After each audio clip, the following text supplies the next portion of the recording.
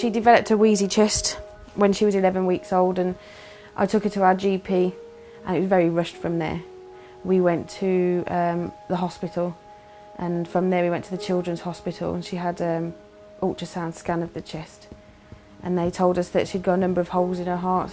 In total she'd had 3 holes in her heart and an open artery, which that artery is open in all children when they're born, but within the first few breaths it should close, and Molly's didn't. So they kept an eye on her for a long time. We were hoping that the first operation would have sorted everything out. So when we found out that she'd have to have open heart surgery, then everything just came flooding back from when we were first told that she was really quite poorly. We just had to mentally prepare ourselves for the worst. She was in the operation for 5 hours. Yeah, her going down for the general anaesthetic was just heartbreaking. We'd been through it before, but it just doesn't prepare you.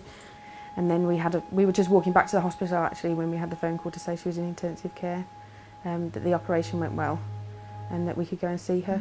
We tried different creams. They were too runny or they were too greasy. She didn't like the feel of it on her chest. It was a non-starter. She just didn't like us touching it at all. We have a friend, a nurse who works at the dermatology department in 2 hospitals, and she advised us of this wonder stick, and Molly took to it straight away because she could use it herself, and she would just get the stick and put it on her scar herself, and it was just fabulous. And that would mean that we weren't putting the pressure on her scar, we weren't making it hurt. We saw the improvement within a couple of weeks.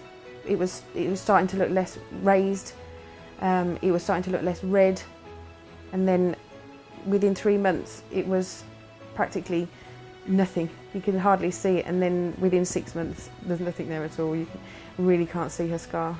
Can't see it, can you now? It's really good, isn't it? Yeah.